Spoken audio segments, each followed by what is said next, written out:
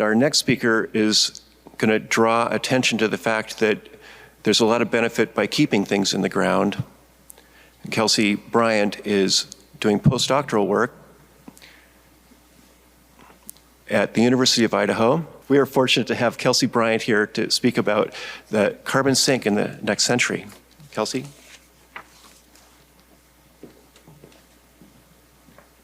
So my name is Kelsey Bryant. I am a bit of a transplant to the Northwest, and I'm going to tell you a little bit about what I do and kind of how I got there. As he mentioned, the person I work with is Tara Hudeberg at University of Idaho, and she is born and bred out here in the Northwest and loved these forests and has really spent her life kind of trying to understand how carbon moves in this forest and how do we put a quantity on the ecological value of a forest? And that's what I'm going to talk about a lot today, because it's easy to put a quantity, a dollar sign on a tree, but how do we kind of turn that and put another kind of quantifier on it? So I am actually a tree climber. So specifically, I'm a tree physiologist. We'll go to the next slide. Okay, and so I started kind of moving into forests, and I'll tell you about kind of how I got there in a minute, but when I got to studying forests, I found out that a lot of people study really small trees in laboratory settings for understandable reasons. It's hard to measure trees because they're really big, they're way up there, and we're down here. But I'm a climber, and I was like, okay, so we're not measuring this because it's really hard, so I'm just gonna do it anyway. And so I've spent a lot of time, and a lot of my work is very athletic. I climb these trees. I want to point out that we don't hurt the tree in any way. We don't use spiky shoes. We're not, I was trained, there's a group of people that trains people to do this specifically for research purposes, because I want to know what the tree's doing. I don't want to hurt the tree. I don't want to stress it out so that it's responding in a different way than how it would actually be responding to the environment. So when we're climbing these trees, we're always using ropes.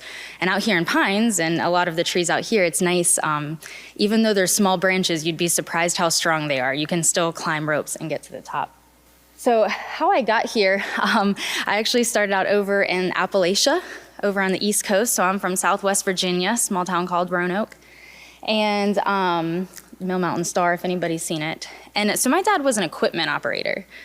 So I grew up in this weird juxtaposition where I was in this mountainous area. It was very rural. We very much depended on the land. I had a very intimate relationship with the creek in my front yard and the woods in my backyard. And I love these trees. But my dad had all these equipment, and he was always running around doing all this weird acrobatic with these big machines on the sides of mountains. And I could see that he wasn't a bad person. He wasn't trying to destroy the land. He didn't hate the land. He was trying to put food on the table. He was trying to provide for us. He was trying to be a good father. And at the same time, it was hurting the land. And so this is kind of what propelled me into this career of how do we value the land? How do we balance these two needs? Because we are really impressive as a species. We can do incredible things. One of the most influential things to me as a child was my dad woke me up and took me out to one of his job sites, and he did this sometimes, and he was really excited to show us what he was doing. And they blew up the top of a mountain.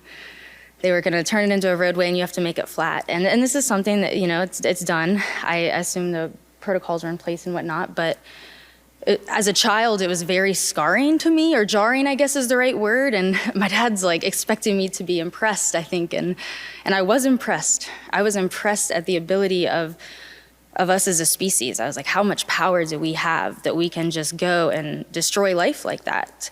And to me, it was kind of heartbreaking in a way. It made me really think, how much life is worth my life? How many lives were worth destroying for us to put food on the table and whatnot? And it's a really hard question to answer. I will never tell anybody, not to do the job they need to do to provide for their family. So how do we value that? How do we answer these questions?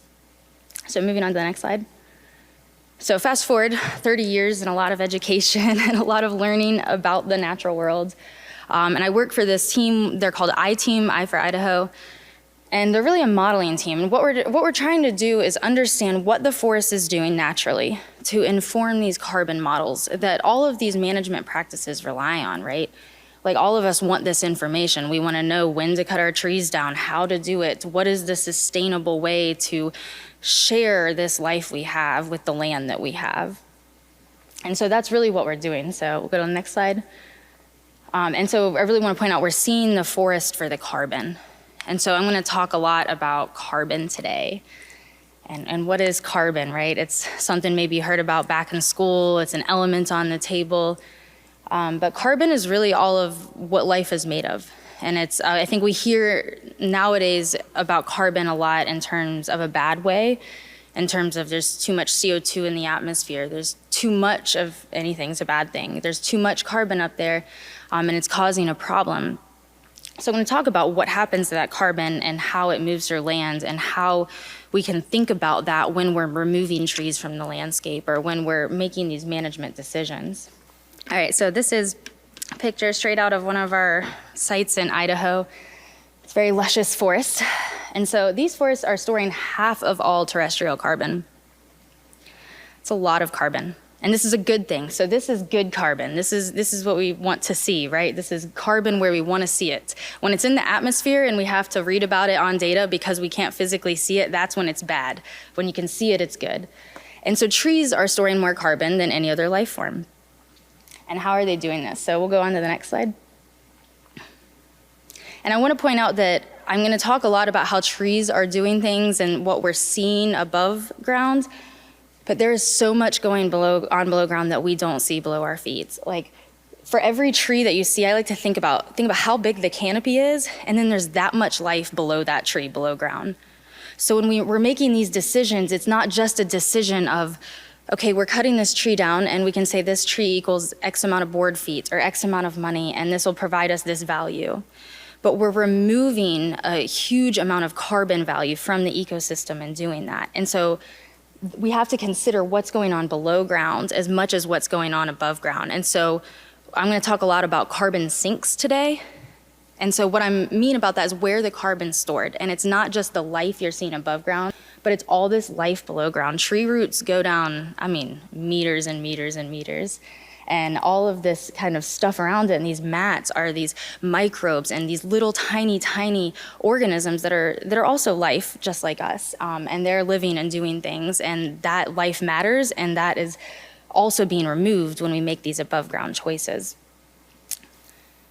Okay, so how does carbon really move through an ecosystem? So I'm going to show us, I always think of things from a tree level view. And so carbon dioxide, the stuff we're saying is too much is bad in the atmosphere. It's coming in and it's going in at the leaf level. These plants, they're absorbing the carbon and they're harnessing it and they're turning it into sugars. So when we say what is a carbon sink, it's because all that carbon dioxide has been fixed into a different form of carbon, and it's now sugar, it's life, it's going to metabolism, to growth, to everything we're seeing. That process has a metabolic cost. So just like for us, we have physiology in our bodies, and when we do things, it takes energy for us to do things. It takes energy for plants to do things. And so this energy is called respiration, which just means breathing. So if we think about it simply, the trees are breathing just like we are. The forest floor is breathing, because as these microbes are decomposing material and doing all this below ground activity, it's releasing CO2 at the same time. And so this is really important to understand when we're talking about what is a carbon sink or a carbon source. And so in a forest that is moving things, both things are happening. The carbon is coming in, making it a sink, but there's some amount of CO2 being respired back out, which then makes it a source. So when things like fire happen, we're removing a lot of that above ground material. And it's as simple as literally, we're just getting rid of a lot of the above ground carbon. We're removing needles that are photosynthesizing that would be able to take in that carbon. We're removing, possibly a lot of the stems are going to withstand this, and I'll show you how. But we're removing a lot of that biomass. And if you've ever been in a forest, which up here I'm sure many of you have, after a fire, there's nothing left on the ground a lot of times. All that understory, all that shrubbery, all that carbon that was being stored is now been released. And at the same time, there's still stuff going on below ground. So even if we completely remove this tree, there's still all these processes for a while, for a point in time going on, that's releasing this CO2. So not only are we removing the ability to be a carbon sink, we're also making it a carbon source at the same time. What happens to forests after wildfire. And as I mentioned, I'm a physiologist, so I'm gonna get into some nitty gritty. I'm gonna show you all some data, but I promise I think I've made it digestible, hopefully. But what I really wanna focus on is what the tree is doing.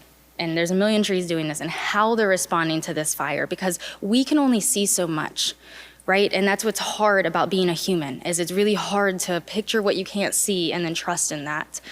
And that's what we have to do as scientists as well, as people who believe. And so we have to trust that these trees can do things that we can't see. Even though they may look dead, we have to trust that they're not.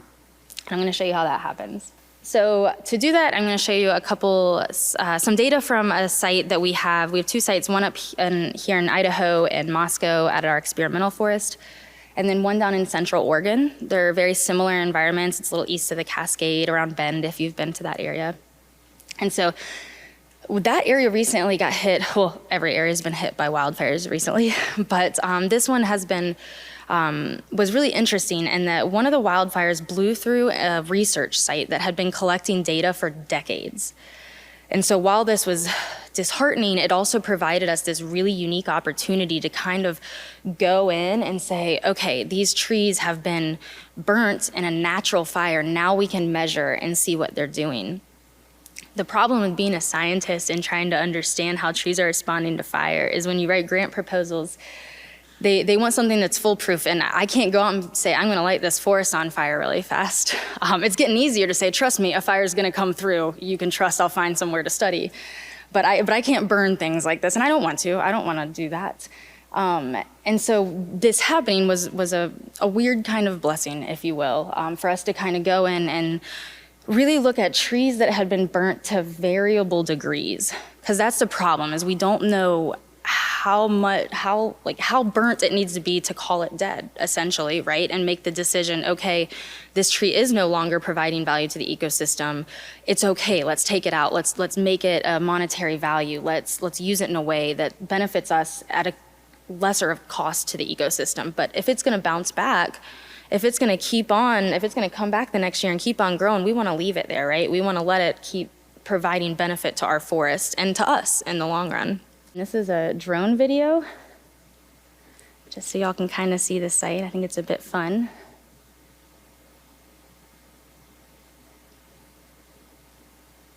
And so this was the middle of the site. This was where it's completely burned, but you can even see live buds at the top of those trees. There's the tower that collects all the climate data for decades.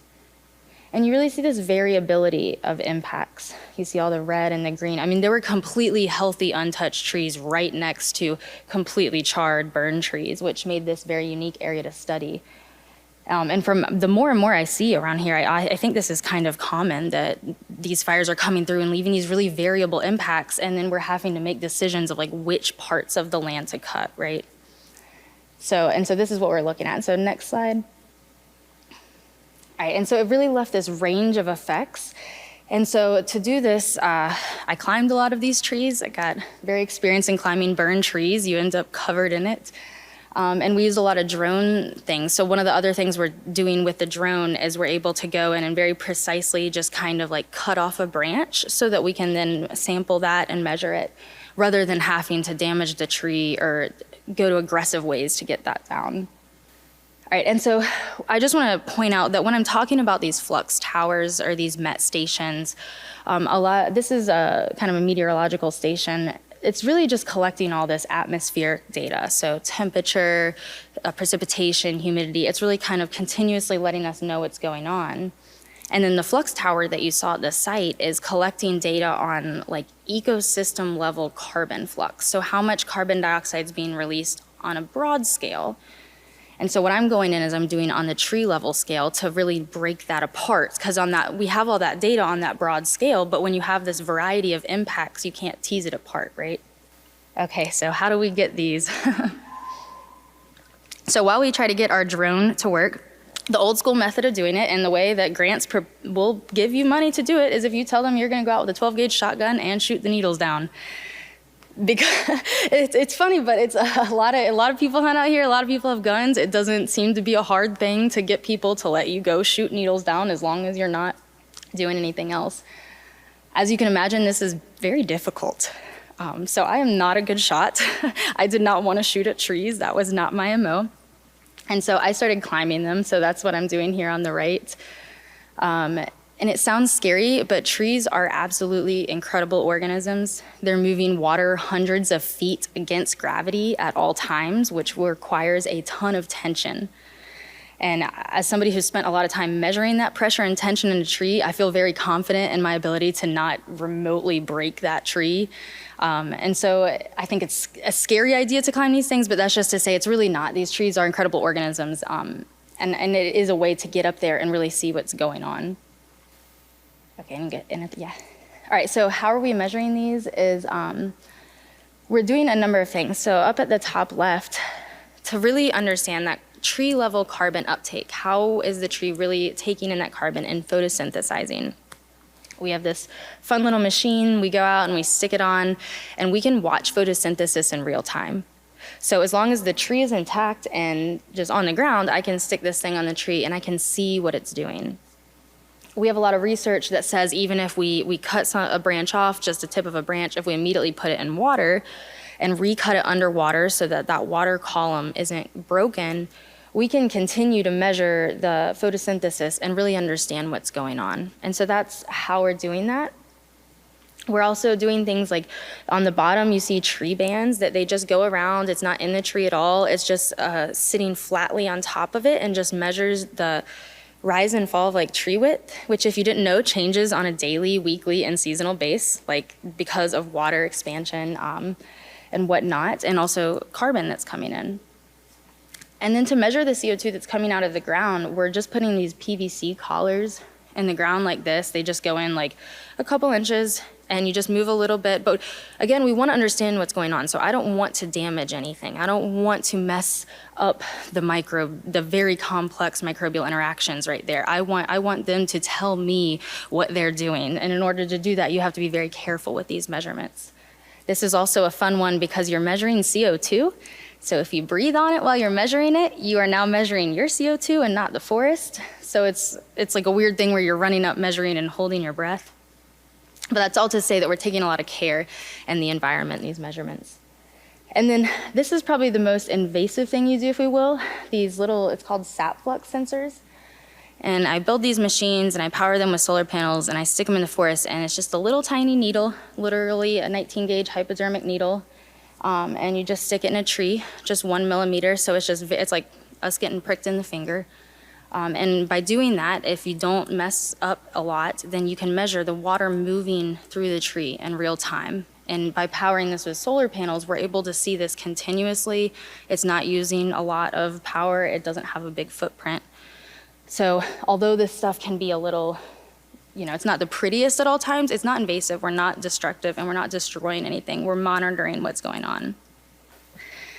We're also not quantifying carbon alone.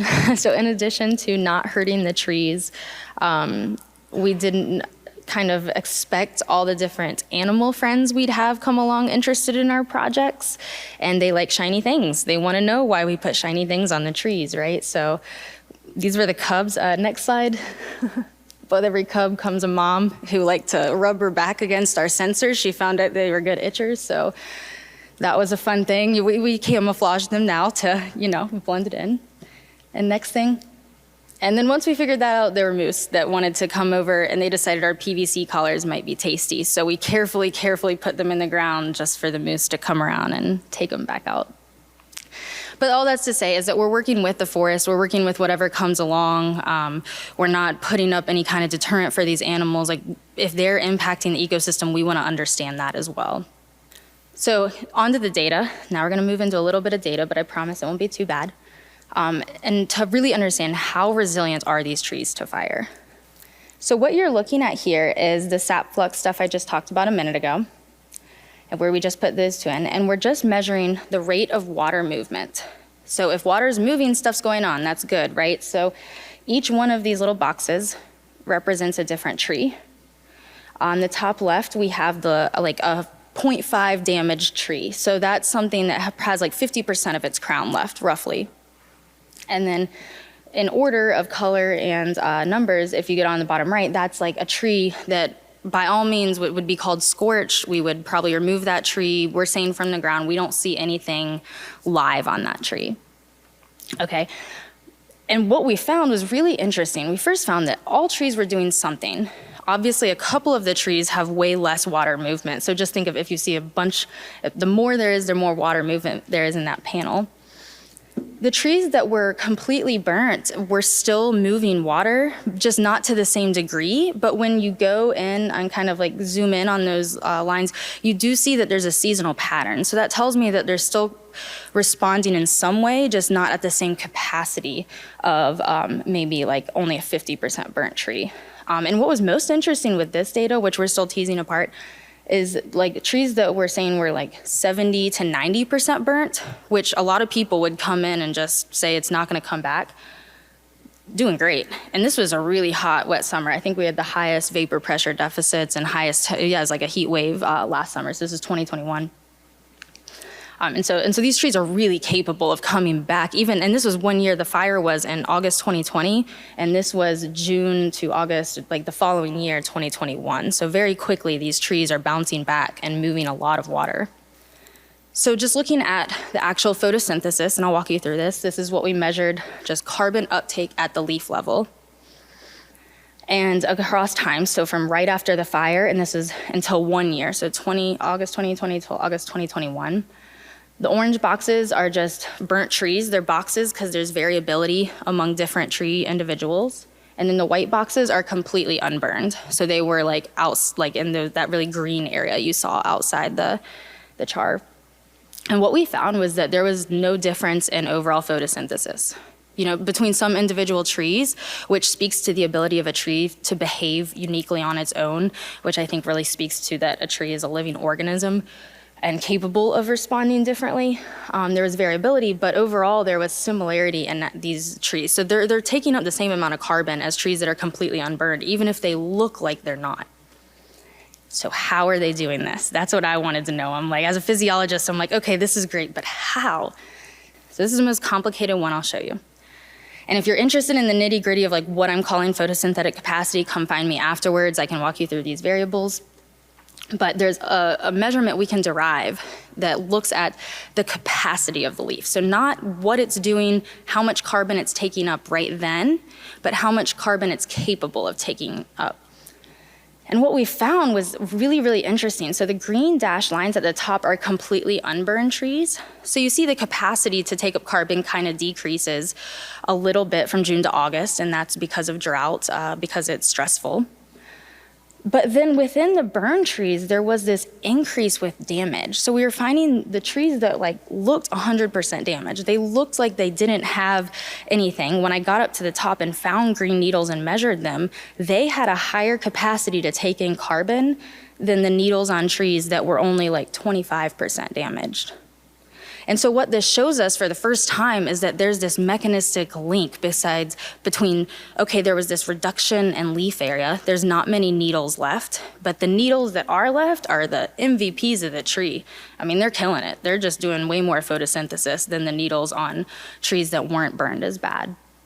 And so this gives us hope, right? This is like, okay, this is how they're going to come back. These, even if there's a little bit of foliage left on the top that we might not even be able to see, that foliage alone over a couple seasons, if left, will be enough to bring in carbon and produce new buds and new foliage. And this is just real quickly looking at below ground. We measured just overall roots. It's showing that the below ground there's damage too. So the most severe trees that had the really great needles, champs of the tree, really taken in carbon, did have significantly lower roots and below ground function. So there's this trade-off, right, between what we can see and what we can't see. And really to us as humans, because we're small, we can't see any of it because you can't see the top of the tree. But up there, it's doing something. Even if it doesn't have the ability below ground, it does above ground. And the ones that maybe weren't as damaged above ground had more below ground to kind of compensate for that. And so the last thing we kind of looked at and like how we interpret carbon and measure carbon was, remember I talked about when we take carbon in or when plants take carbon in, there's that metabolic cost. So CO2 is being released, and that's what makes the ecosystem a source if we're removing the ability to take in carbon. And we measure it like this. And so overall, the black line at the top is the mean for the last 7 years, so without a fire.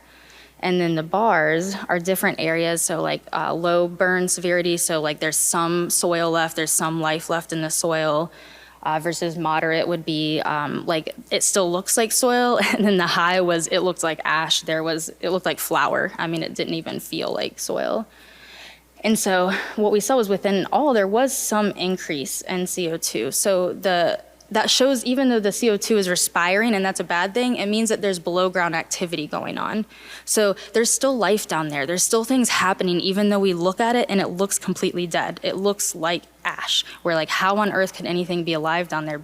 But it is. It's still living. And so this is really hopeful and really fascinating. Okay, so the fun stuff. So this is a drone image where you can kind of zoom in and really enhance it so you're able to see the buds. So this is a tree that I promise if you were from the ground, I mean, I would have marked that thing. It looks like there's no way it's coming back. It's completely red. But when you get up there, whether you're climbing it or you're with a drone, you're like, wow, there's actually a ton of buds, and it's not just a little bit either. It was a lot of new growth, even from June to August, and I want to point that out too, is the fire was in August 2020. In June 2021, some of this wasn't visible, but then by August, even with the drought, even with the crazy high temperatures, there was this substantial new growth. So this is showing us that trees, even if they look severely burned, even if they look like there's no hope for them, they can come back. We're figuring out how they're doing it. And if they're left, they're going to continue taking in this carbon. Okay, and so just to go through really fast, like overall how this matters on the ecosystem scale from the tree level, if we think of like time on the x-axis over time, and the line just represents whether the carbon is a sink or a source. So if it's a sink, it has lots of trees taking in carbon, we see the carbon. If it's a source, there's nothing there, and all the CO2 is just being respired. And so when there's a fire, it's automatically gonna dip down. Okay, whether it dips down all the way to being a source, how bad the fire is, sometimes it will, it's gonna dip down. But the recovery potential takes time. And so I know this is a hard thing, and we're still trying to tease apart these thresholds so that we can give people exact answers, because there are consequences of leaving a tree too long and then losing that value. And so that's what we're trying to zero in on. But we're really finding that most of the trees, like up to 90% burn, if you leave them over time, they will recover, which allows the ecosystem to become a carbon sink again. And so I also want to point out that even if the tree dies, and if you're not considering logging, then maybe this part of the talk's for you, just to understand kind of what happens is even if all these trees slowly die, that CO2 is not immediately released. That carbon is still kept in the ecosystem. It goes below ground, so that sink stays a carbon sink. Just because the trees are dead, it may reduce its capacity to be a high carbon sink, but it's going to stay a carbon sink because the carbon's still staying there. And this is a drastic example, but when we clear cut, this is the opposite. This is not a sink at all. So now there's still a bunch of below ground activity happening. All the things we can't see are still there, trying their hardest to survive, and that's causing a bunch of CO2 to be released. So on top of removing all the capacity to take in CO2, we're increasing that CO2 being released. Next. Which essentially destroys the recovery potential and will maintain this part of the ecosystem as a carbon source rather than a carbon sink. Next. And so just to consider like how we can counteract this, and because again, like I'm a realist, we have to provide for ourselves, we have to take trees, we have to sustainably work with the earth. Let's look at like how that would affect the carbon. So the fire happens, there's recovery potential. When we harvest, this also decreases the ecosystem from a carbon source or a carbon sink to a carbon source because we're releasing some of it. So again, we saw that clear cut where it goes completely down. But the reason that happens is because so when there's lots of trees in a forest, all those trees are fighting for carbon and all those trees are fighting for water. And then when we remove them all at once, all that carbon's released, right? Next.